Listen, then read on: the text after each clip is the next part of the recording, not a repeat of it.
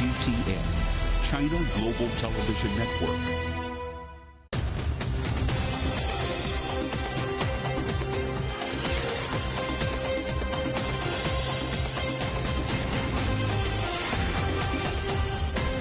Live from London, this is The World Today. Hello, I'm Li Jianhua. Welcome to the program. Our top stories this hour. India's deadliest train disaster in decades. Now the questions begin over 60 after a huge collision kills more than 288 people. Accusations fly in Singapore. China and the US clash over military talks at Asia's top security summit.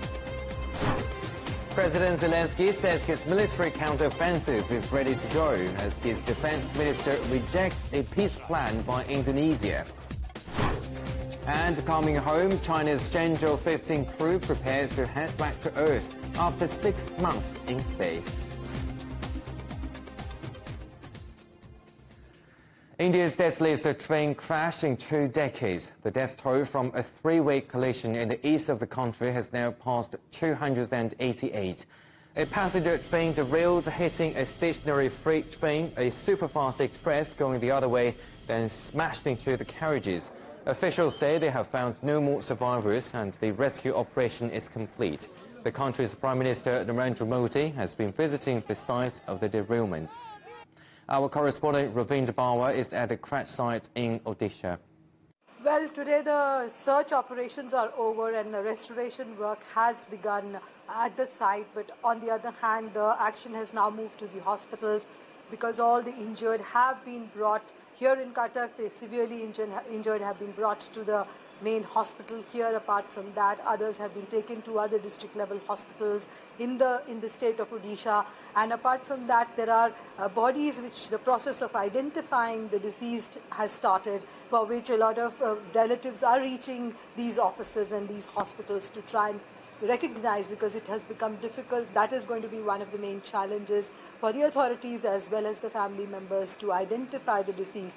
So that is a bigger challenge that is going to begin very soon. Knowing that the temperatures here are high, maintaining these bodies at a certain temperature level would be another challenge for the authorities. But at the same time, high-level ministers have visited the site. Prime Minister Mr. Narendra Modi was at the site. The Minister of Railway was at the site. They have announced that there will be investigations in this incident and accident, and also the culprits will be punished. And what is really coming out looks like the anti-collision system was not installed on these railway tracks, and probably there was a mistake in terms of signaling, and that is where the investigations are now pointing to, but we'll have to wait for the report to be out. Over the last few years, there have been efforts to make rail travel more safe in the country, and systems are being installed, but surely on this line it has not been installed, and probably from here on it will be an important matter, because this is a track which connects many big cities, and these 2 trains were high-speed trains, and they were not supposed to stop where this accident happened. So definitely there is an error there, and what was the error? Whose error was it that led to this kind of a tragedy is something which needs to be investigated. But surely the network has to become safer from what India has seen earlier and to what stage India is in terms of safety of rail network. Of course, there has been an improvement, but there is room for much more.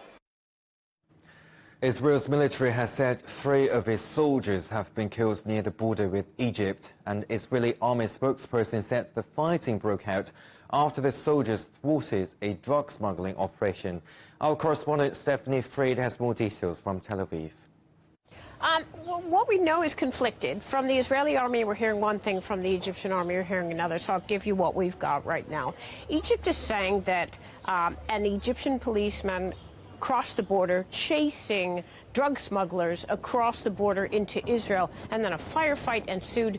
He was killed. 3 Israeli soldiers were killed. The Israeli army is saying that overnight, early hours of the morning, 2 Israeli soldiers were guarding a post along the border. They were shot to death, but nobody knew that. Other Israeli soldiers went to look for them. And when they found that they were dead, they started searching the area, and then a firefight ensued. And that was hours after these 2 people were found, these 2 soldiers were found earlier.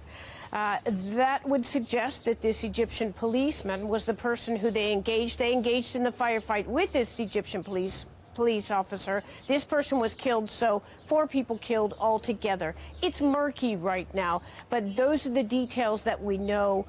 We do know there was a drug smuggling incident across the border, but the details of how this police officer, how there was an infiltration across into Israel happened, those are some questions that will be asked now as this investigation goes on about what actually really happened there overnight and this morning.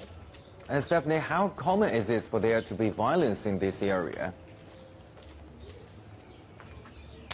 It's not common. The last time there was an infiltration violence, a soldier killed, was back in 2012, and then 2011 on this specific border, another incident. It's a hot border in terms of smuggling, drug smuggling. Same thing with Jordan, the Jordanian border, the Israeli border. There's drug and weapon smuggling that goes across. This type of violence is rare, and generally there's cooperation. Israel's army cooperates with the Egyptian army, and the Jordanian army cooperates with the Israeli army. This is unusual, to have a police officer infiltrate, as they're saying on the Israeli side, open fire on Israeli soldiers. So again, we're just going to wait for the details to come out and find out what happened. Recep Tayyip Erdogan has been sworn in as Turkish president following his runoff election victory a week ago. It signals the start for another term for Turkey's longest-serving president, who first came to power 20 years ago. The ceremony was attended by foreign dignitaries, including NATO Secretary-General Jens Stoltenberg. Erdogan is due to unveil his cabinet later. Our correspondent Michal Bartwit looks ahead to his next 5 years in power. Turkey is facing major challenges, and President Erdogan now has the significant task of fulfilling his numerous promises. He's already stated that the country's economic issues, mainly inflation, are the priority.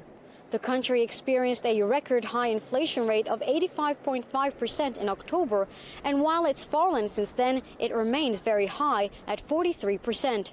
Erdogan has vowed to bring down inflation to single digits, and he's also promising to increase wages for employees and retirees to compensate for the loss of welfare in July. Another promise is to build 319,000 new homes within 1 year for people made homeless by the devastating earthquake in February. That was a key pledge for the millions of voters who backed him at the ballot box.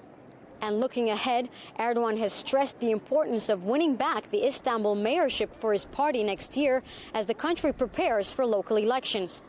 Crucially, Erdogan's ruling AK Party also secured a majority in parliament during the election, granting him significant power to implement and enforce his decisions. In the run-up to the election, President Erdogan ramped up international diplomacy, making efforts to ease tensions with several countries, including Saudi Arabia, Israel, and Egypt. He also continued to play a role in negotiations on grain exports from Ukraine. Other issues lie ahead. Turkey is one of the 2 countries yet to approve Sweden's NATO accession bid, something that's certain to be discussed during talks with NATO Secretary-General Jens Stoltenberg, who is in Ankara for the inauguration and an official visit. I'm Michal Bartwit for CGTN in Istanbul. A senior Chinese military general says the U.S. is responsible for a breakdown in dialogue between the 2 countries because it has sanctioned China and destabilized the Asia-Pacific. It comes after the U.S. Secretary of Defense said that China had undermined efforts to maintain peace in the region by refusing to engage in direct talks. The accusations came on the second day of the Shangri-La Dialogue, Asia's top security summit. Our correspondent Mira Liu has more. The Ukraine crisis, Korean Peninsula, maritime security and multilateralism in Asia-Pacific were the key talking points on day 2 of the Shangri-La Dialogue. But a topic that dominated media headlines in most on-site discussions was the relationship between China and the U.S. During his plenary speech, U.S. Secretary of Defense Lloyd Austin proclaimed how the U.S. is strengthening ties with friends and allies in the Asia-Pacific. And so our shared goals are clear: to deter aggression and to deepen the rules and norms that promote prosperity and prevent conflict. So we're stepping up planning and coordination and training with our friends from the East China Sea to the South China Sea to the Indian Ocean. Rejecting Austin's claims, Lieutenant General Jing Jianfeng, who is part of General Li Shangfu's delegation, blamed the U.S. for making false accusations against China. He said the U.S. is using its Indo-Pacific strategy to preserve its dominant position in the region. 32 years after the Cold War, the U.S. has not only held on to the remnants of the Cold War, such as the Five Eyes Alliance and bilateral military alliances, but has acted against the trend of history, piecing together the Quad and AUKUS to divide the world into ideology-driven camps and provoke confrontation. Experts from Europe stress that a working relationship between China and the U.S. in the Asia-Pacific is crucial for the global supply chain as well as regional prosperity. The stability, the strategic stability of the region is extremely important, including countries in the region who do not really want to take side between the US and China, also do not want to see the security situation to degenerate.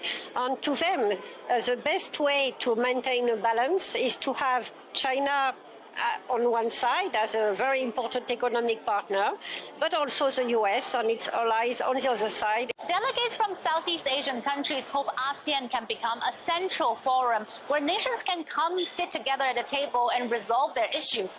That's exactly what Shangri-La Dialogue and its Singaporean host have been working on in the past 2 decades, to provide a safe platform for countries of all sizes to raise their most pressing security concerns. Mira Lu, CGTN, Singapore. Well, fighting is continuing in Khartoum after the breakdown of ceasefire talks between Sudan's army and rival paramilitary group, the Rapid Support Forces. The conflict is in its 7th week and the UN has called on the factions to ensure humanitarian access throughout the country. But aid workers say their efforts are being hampered by looting and bureaucracy. Our correspondent Siobhan McCall reports. Around 25 million people in Sudan are in need of humanitarian aid. That figure has grown by 9 million since fighting started in April. Aid workers say the situation can feel hopeless. It has been an extremely difficult environment to work in because we are talking about over a month of uninterrupted fighting with some ceasefire agreements that have been functioning sometimes not, and at some point the fighting subsided, but also there's just a general state of lawlessness. Aid had begun to trickle in during a ceasefire mediated by the United States and Saudi Arabia.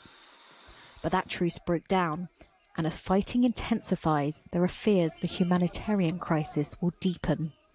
We need more supplies to be reaching Khartoum and also Darfur, and unfortunately, under the current circumstances, it has been extremely difficult to make sure that those supplies they get from warehouses to where they need to be. Looting is a big problem.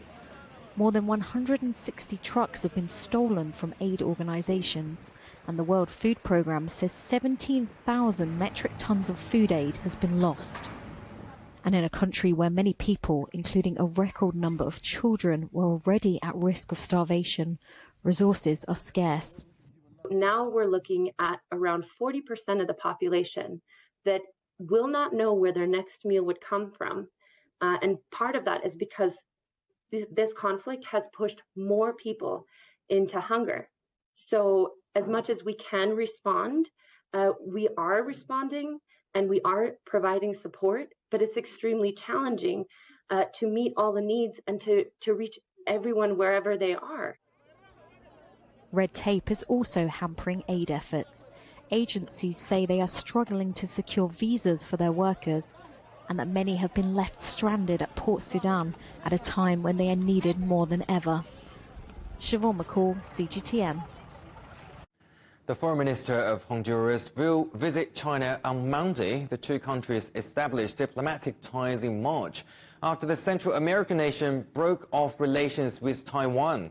Eduardo Enrique Reina says a range of opportunities have opened. I asked him whether that includes joining China's Belt and Road Initiative.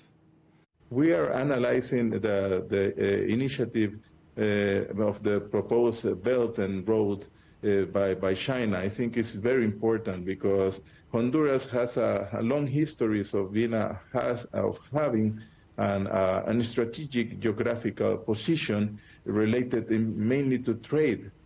Honduras has been in the center of Latin America and in the middle of Central America, and with coast in both oceans, the Atlantic and the Pacific.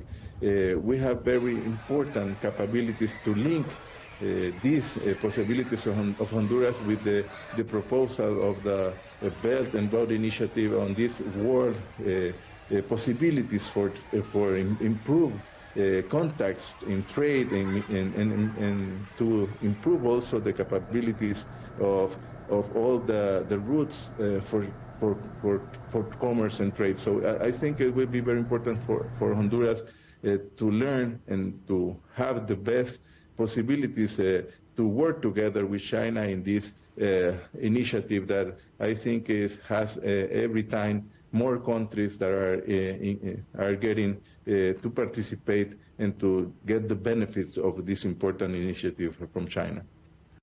And you can see the full interview here on CGTN Europe on Monday. You're watching CGTN Still Ahead.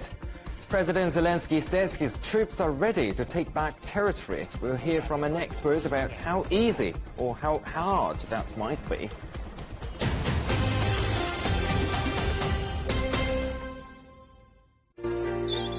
Ever wondered what's the difference between a bear and a bull market? Where are the cash cows? And who are the lame ducks? And what exactly are black swans? Grey rhinos? And unicorn companies? Make sense of it all with global business, only on CGTN. There's a new agenda for a new world, accelerating change in almost every part of our lives. It's shifting the norms of how we work, travel, and connect. How we think, interact, and develop. It's a new reality, a new agenda with me, Juliet Mann.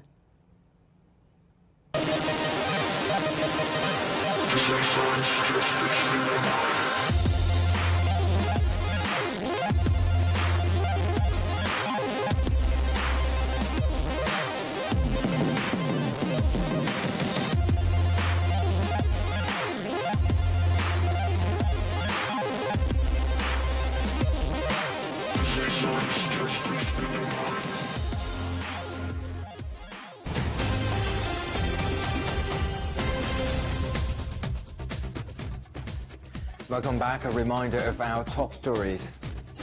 India's deadliest train disaster in decades. Questions asked once again over rail safety as a huge collision kills more than 288 people.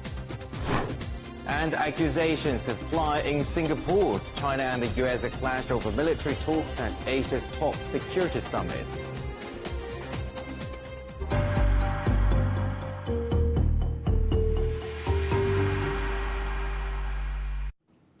Ukraine's President Volodymyr Zelensky says his country is ready to launch a long-awaited counteroffensive against the Russian forces. He made the comments in an interview but didn't give any specific date for the move. Meanwhile, Ukraine's defense minister has dismissed a peace proposal from his Indonesian counterpart, which called for a demilitarized zone and a UN referendum on so-called disputed areas of Ukraine. Dr. Jamie Shear is a senior fellow on security and defense programs at the Friends of Europe and a former deputy assistant secretary general at NATO. He said there is a narrow summer window for the counter-offensive and that Ukraine wants to keep the Russians guessing. Well, obviously, it's no longer a spring offensive, which is what everybody's been calling it, because we're now well into June. So it's a summer offensive.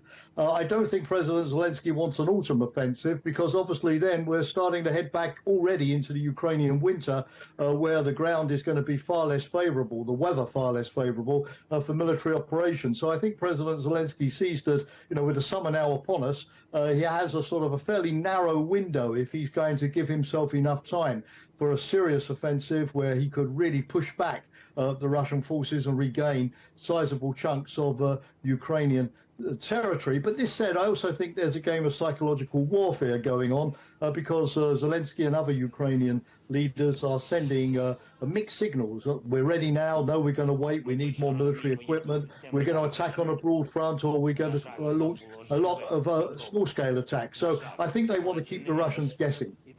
And they said that they are prepared. Do you think that they are prepared for the counteroffensive now? Well, you never know. I mean, Napoleon famously said that no plan survives the first contact with the enemy. And it's very difficult before these operations begin to really sort of judge how strong the Ukrainians are, how well they've been able to prepare over the winter, whether they've sustained big losses in defending Bakhmut during the winter. We know they've lost a lot of soldiers killed there, so that they are not in as strong a position as they want to be. Similarly, on the Russian side, we know that the Russians have taken a real pounding in Bakhmut, suffering far more casualties than the Ukrainians and losing a lot of equipment.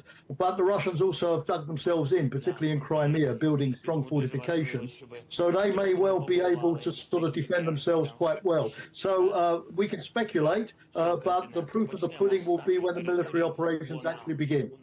And how will the possible offensive change the current status quo? Well, from the Ukrainian point of view, it's absolutely key to get some kind of success this year, while Western support, American support in particular, in terms of money, in terms of training, in terms of equipment for Ukraine, this front of international solidarity to condemn Russia has held up very well. But of course, if the Ukrainians are not able to be successful and the war goes into 2024, we have the American elections. We have the possibility of a President Trump coming back who is far less supportive of Ukraine, and maybe, public support in Europe beginning to wilt a little. So I think the Ukrainians realize that it's now or never. This is the best chance for them. To the extent they are successful, they will also consolidate the support they're receiving, because everybody will want to get behind a winning strategy, but certainly not behind a losing strategy. And Ukraine is trying to take back all these territories captured by Russia. How long do you think the fighting will continue? Again, it's difficult to say. I think from a Ukrainian point of view, obviously, they want to liberate all of their territory, including Crimea, annexed already by Russia back in 2014, which means that they have to recapture about 20% of their territory currently occupied by Russia. But of course, it's a large size of territory in the sense that it extends all the way from Kharkiv to the north to Kherson in the south, with many ports along the Black Sea. Whether they're going to be able to do that in one offensive, I think many Western military experts would be rather doubtful of that. But on the other hand, if they can push back the Russians enough and inflict a military humiliation upon Putin, then of course they're in a much stronger position to enter peace negotiations. Russia will be in a weaker position, and that was the kind of view that was being expressed yesterday in Helsinki by the American Secretary of State Antony Blinken in a speech that he gave there on Ukraine. The Middle Silk Road is an ancient trade route that connects the Caucasus region on the edge of Europe with Central Asia. It's seen as something of a revival since the war in Ukraine began, as firms try to avoid transporting their goods via Russia. Our correspondent Johannes Fleshberger visited an Austrian company that's been expanding links along the route. A logistics hub just outside Vienna. Since sending containers to China via Russia became problematic, Austria's leading freight company, Gebrüder Weiss, increased its use of the Middle Silk Road, which crosses the Caspian Sea, not an easy venture. To bring a train on a ship is not ideal, so this is a slow and expensive way, but we believe that this path is extremely important for the markets along this route, because they are growing, they're getting more important. So if you look at the Caucasus, if you look at Central Asia, which can be catered either from China or from Europe. The Middle Silk Road runs through Turkey, Georgia, Azerbaijan, the Caspian Sea and Kazakhstan, and in terms of duration, transporting goods this way is comparable to the more traditional ocean freight passage via the Indian Ocean. The Azerbaijan Railway Company says its freight transport to Kazakhstan increased 8 times between January and October last year. Gebrüder Weiss says it considers investments along the Middle Silk Road particularly worthwhile in areas where freight traffic has been slow or where capacities are growing. For example, at the port of Azerbaijan's capital Baku, where the volume of container being handled is expected to increase 5-fold. Gebrüder Weiss has a prominent history of investments in Asia. In the early 90s, the family business was among the first Western companies to open up a branch in China. We were with the very first ones actually in China, and this always gave us a competitive advantage in our development, and we had a very strong ties with China. And today we have about 19 offices, about 450 employees.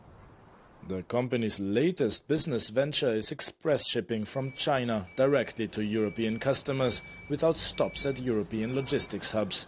But whether these goods will run through the Middle Silk Road or via a different corridor will depend on the continuing development of the world's freight routes. Johannes Blechberger, CGTN, Vienna. 3 Chinese astronauts will head back to Earth on Sunday after a 6-month stay on China's orbiting space station. They have been replaced by a new crew on board the Tiangong. Sun-Ye looks back on the highlights from the past half year.